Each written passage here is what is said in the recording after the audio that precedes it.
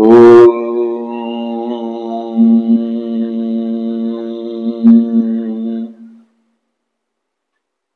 सभी शिव भक्तों का बहुत बहुत स्वागत। आइए सुनते हैं शिव पुराण की सत रुद्र संहिता की इस कथा को और जानने का प्रयास करते हैं कि ऋषि मुनि हमें क्या संदेश देना चाहते हैं। अर्जुन और शिवदूत का वार्तालाप। किरात वेशधारी शिव जी के साथ अर्जुन का युद्ध। पहचानने पर अर्जुन द्वारा शिव स्तुति।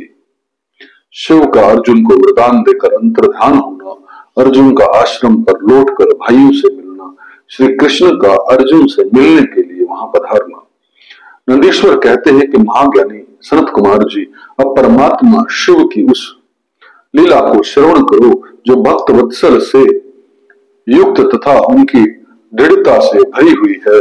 तदंतर शिव जी के उस बाण को लाने के लिए तुरंत ही अपने अनुचर को भेजा। उधर अर्जुन भी उसी निमित्त वहां आए। इस प्रकार एक ही समय में रुद्राचुर और अर्जुन दोनों बाण उठाने के लिए वहां पहुंचे। तब अर्जुन ने उसे डरा धमकाकर अपना बाण उठा लिया। यह देखकर उस अनुचर ने कहा, ऋषि सतम, आप क्यों इस बाण को ले रहे हैं? यह हमारा सहायक है, इसे छोड़ दीजिए। भीलराज के उस अनुचर द्वारा यो कहे जाने पर मुनि श्रेष्ठ अर्जुन ने शंकर का स्मरण किया और इस प्रकार कहा। अर्जुन बोले, वनेचर, तू बड़ा मूर्ख है, तू बिना समझे बुझे क्या बक रहा है? इस बाण को तो मैंने अभी अभी छोड़ा है, फिर यह तेरा कैसे? इसकी धारियों तथा पिच्छों पर मेरा ही नाम अंकित है, फिर यह तेरा कैसे हो गया? ठीक, तेरा कुटिल स्वभाव छूटना कठिन है। नंदीश्वर जी कहते हैं कि मुने अर्जुन का वह कथन सुनकर भील रूपी गणेश्वर को हंसी आ गई। तब वह ऋषि रूप में वर्तमान अर्जुन को यह उत्तर देते हुए बोले, रे तापस सुन, जान पड़ता है तू तपस्या नहीं कर रहा, केवल तेरा वेश ही तपस्वी का है, क्योंकि सच्चा तपस्वी छल कपट नहीं करता। भला जो मनुष्य तपस्या में निरत होगा वह कैसे मिथ्या भाषण करेगा, एवं कैसे छल करेगा? अरे तू मुझे अकेला मत समझ, तुझे ज्ञात होना चाहिए कि मैं एक सेना का अधिपति हूं। हमारे स्वामी बहुत से वनचारी भीलों के साथ वहां बैठे हैं। वे विग्रह तथा अनुग्रह करने में सर्वथा समर्थ है। वह बाण जिसे तूने अभी उठा लिया है उन्हीं का है। यह बाण कभी तेरे पास टिक नहीं सकेगा। तापस, तू क्यों अपनी तपस्या का फल नष्ट करना चाहता है? मैंने तो ऐसा सुन रखा है कि चोरी करने से, छल पूर्वक किसी को कष्ट पहुंचाने से, विस्मय करने से तथा सत्य का त्याग करने से प्राणी का तप क्षीण होता है। यह बिल्कुल सत्य है। ऐसी दशा में तुझे अब तप का फल कैसे प्राप्त होगा? उस बाण को ले लेने से तू तप से युक्त तथा कृतज्ञ हो जाएगा, क्योंकि निश्चय ही यह मेरे स्वामी का बाण है और तेरी रक्षा के लिए ही उन्होंने इसे छोड़ा था। इस बाण से तो उन्होंने शत्रु को मार ही डाला और फिर बाण को भी सुरक्षित रखा। तू तो महान कृतज्ञ तथा तपस्या में अमंगल करने वाला है। जब तू सत्य नहीं बोल रहा तब फिर इस तप से सिद्धि की अभिलाषा कैसे करता है? अथवा यदि तुझे बाण से ही प्रयोजन है तो मेरे स्वामी से मांग ले, वे स्वयं इस प्रकार के बहुत से बाण तुझे दे सकते हैं। मेरे स्वामी आज यहां वर्तमान है, तू उनसे क्यों नहीं याचना करता? तू जो उपकार का परित्याग करके अपकार करना चाहता है तथा अभी अभी कर रहा है, यह तेरे लिए उचित नहीं। तू चपलता छोड़ दे। इस पर कुपित होकर अर्जुन ने उससे कई बातें कही। दोनों में बड़ा विवाद हुआ। अंत में अर्जुन ने कहा, वनचारी भील, तो मेरी इस बात को सुन ले। इस समय तेरा स्वामी आएगा, उस समय मैं उसे उसका फल चखाऊंगा। तेरे साथ युद्ध करना तो मुझे शोभा नहीं देता, अतः मैं तेरे स्वामी के साथ ही लोहा लूंगा, क्योंकि सिंह और गिदड़ का युद्ध उपहास का ही कारण माना जाता है। भील, तूने मेरी बात तो सुन ही ली, अब तू मेरे महान बल को भी देखेगा। जा, अपने स्वामी के पास लौट जा, अथवा जैसी तेरी इच्छा हो वैसा कर। नंदीश्वर जी कहते हैं कि उन्हें अर्जुन के यूं कहने पर वह भील जहां शिवावतार सेनापति किरात विराजमान थे वहां गया और उन भील राज से अर्जुन का सारा वचन विस्तार पूर्वक कह सुनाया। उसकी बात सुनकर उन किरातेश्वर को महान हर्ष हुआ। तो भील रूपधारी भगवान शंकर अपनी सेना के साथ वहां गए। उधर पांडु पुत्र अर्जुन ने भी जब किरात की उस सेना को देखा तब वे भी धनुष बाण ले सामने आकर डट गए। तदंतर किरात ने पुनः उस दूत को भेजा और उसके द्वारा भरतवंशी महात्मा अर्जुन से यूं कहलवाया। किरात ने कहा, तपस्विन, तनिक इस सेनापति की ओर दृष्टिपात करो। अरे अब तुम बाण छोड़कर जल्दी भाग जाओ। क्यों? तुम इस समय एक सामान्य काम के लिए प्राण गंवाना चाहते हो। तुम्हारे भाई दुख से पीड़ित हैं, स्त्री तो उनसे भी बढ़कर दुखी है। मेरा तो ऐसा विचार है कि ऐसा करने से पृथ्वी भी तुम्हारे हाथ से चली जाएगी। नंदीश्वर कहते हैं कि मुने, जब अर्जुन की सब तरह से रक्षा करने के लिए किरात रूपधारी परमेश्वर शंभु ने उनकी भक्ति की दृढ़ता की परीक्षा के निमित्त ऐसी बात कही, तब वह शिवदूत उसी समय अर्जुन के पास पहुंचा और उसने वह सारा वृत्तांत उनसे विस्तार पूर्वक कह सुनाया। उसकी बात सुनकर अर्जुन ने उस समागत दूत से पुनः कहा, दूत, तुम जाकर अपने सेनापति से कहो कि तुम्हारे कथानुसार करने से सारी बातें विपरीत हो जाएंगी। यदि मैं तुम्हें अपना बाण दे देता हूं तो निस्संदेह मैं अपने कुल को दूषित करने वाला सिद्ध होऊंगा। इसलिए भले ही मेरे भाई दुख में हो जाए और मेरी सारी विद्याएं निष्फल हो जाए, परंतु तुम आओ तो सही। मैंने ऐसा कभी नहीं सुना कि कहीं सिंह गीदड़ से डर गया हो। इस प्रकार राजा क्षत्रिय कभी भी वनेचर से भयभीत नहीं हो सकता। नंदीश्वर जी कहते हैं कि मुनि अर्जुन के यूं कहने पर वह दूत पुनः अपने स्वामी के पास लौट गया और उसने अर्जुन की कही हुई सारी बातें उसके सामने विशेष रूप से निवेदन कर दी। उन्हें सुनकर किरात वेशधारी सेना नायक महादेव जी अपनी सेना के साथ अर्जुन के सम्मुख आए। उन्हें आया हुआ देखकर अर्जुन ने शिव जी का ध्यान किया, फिर निकट आकर उनके साथ अत्यंत भीषण संग्राम छेड़ दिया। इस प्रकार गणों सहित महादेव के साथ अर्जुन का घोर युद्ध हुआ। अंत में अर्जुन ने शिव जी के चरण कमल का ध्यान किया। उनका ध्यान करने से अर्जुन का बल बढ़ गया। तब वे शंकर जी के दोनों पैर छूकर उन्हें घुमाने लगे। उस समय भक्त वत्सल महादेव जी हंस रहे थे। उन्हें भक्त पराधीन होने के कारण वे अर्जुन को अपनी दास्ता प्रदान करना चाहते थे, इसलिए उन्होंने ऐसी लीला रची थी, अन्यथा ऐसा होना सर्वथा संभव था। तत्पश्चात शंकर जी ने भक्त परवशता के कारण मुस्कुराकर वही अपना सौम्य एवं अद्भुत रूप सहसा प्रकट कर दिया। पुरुषोत्तम शिव जी का जो स्वरूप वेदों, शास्त्रों तथा पुराणों में वर्णित है, तथा व्यास जी ने अर्जुन को ध्यान करने के लिए जिस सर्व सिद्धिदाता रूप का उपदेश दिया था, शिव जी ने वही रूप दिखाया। तब ध्यान द्वारा प्राप्त होने वाले शिव जी के उस सुंदर रूप को देखकर अर्जुन को महान विस्मय हुआ। फिर वे लज्जित होकर स्वयं पश्चाताप करने लगे। ओहो, जिनको मैंने प्रमुख रूप से वर्ण किया है, वे त्रिलोकी के अधीश्वर कल्याण करता साक्षात स्वयं शिव तो यही है। हाय, इस समय मैंने यह क्या कर डाला। अहो, भगवान शिव की माया बड़ी बलवान है, वे बड़े बड़े मायावी को भी मोह में डाल देते हैं। फिर मेरी तो बिसात ही क्या, उन्हीं प्रभु ने अपने रूप को छिपाकर यह कौन सी लीला रची है। मैं तो उनके द्वारा छला गया। इसी प्रकार अपनी बुद्धि से भली भांति विचार करके अर्जुन ने प्रेम पूर्वक हाथ जोड़ एवं मस्तक झुकाकर भगवान शिव को प्रणाम किया। फिर खिन्न मन से यूं कहा। अर्जुन बोले, देवादि देव महादेव, आप तो बड़े कृपालु तथा भक्तों के कल्याण करता हैं। सर्वेश्वर, आपको मेरा अपराध क्षमा कर देना चाहिए। इस समय आपने अपने रूप को छिपाकर यह कौन सा खेल किया। आपने तो मुझे छल लिया। प्रभु, आप स्वामी के साथ युद्ध करने वाले, मुझको धिक्कार है।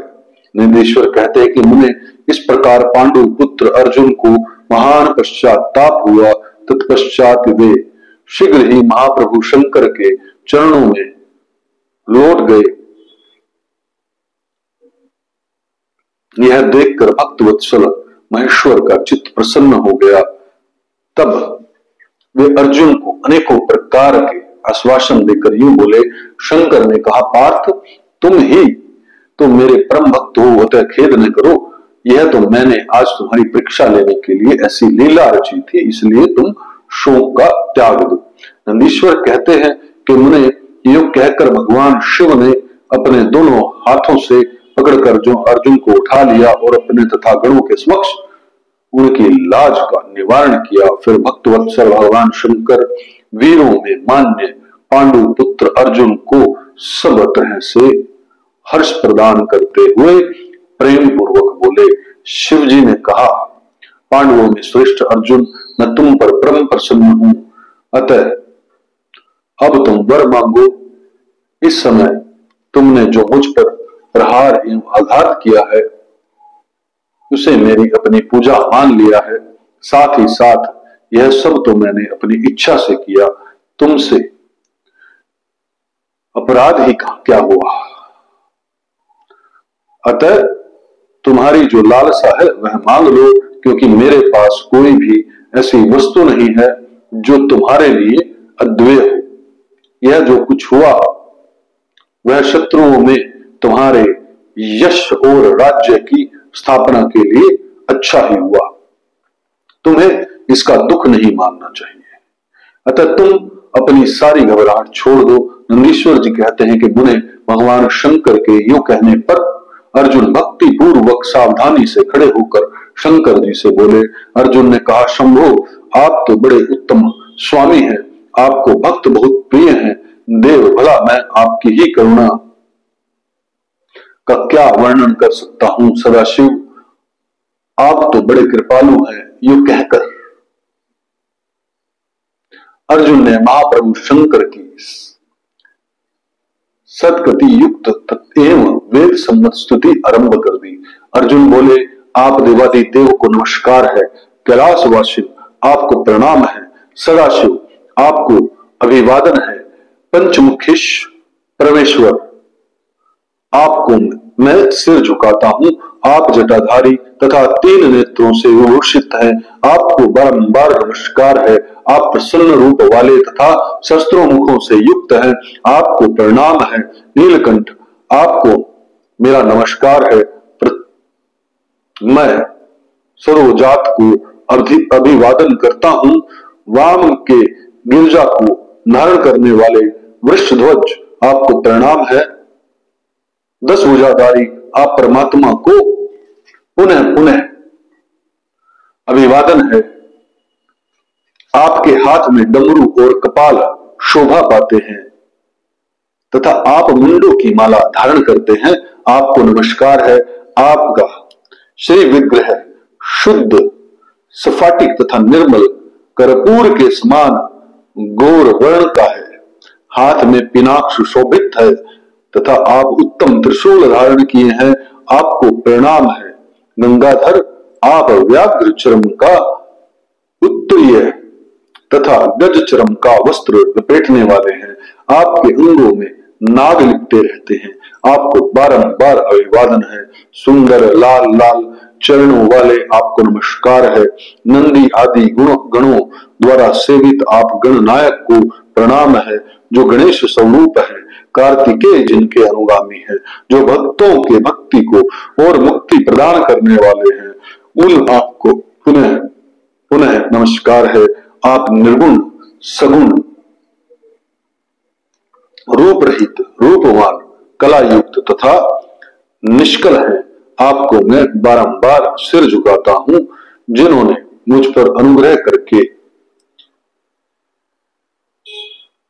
किरात वेश धारण किया, जो वीरों के साथ युद्ध करने के प्रेमी तथा नाना प्रकार की लीलाएं करने वाले हैं, उन महेश्वर को प्रणाम है। जगत जो कुछ भी रूप दृष्टि गोचर हो रहा है, वह सब आपका ही तेज कहा जाता है। आप चिद्रूप है और अन्वय भेद से त्रिलोकी में रमण कर रहे हैं। जैसे धूलि कणों की आकाश में उदय हुई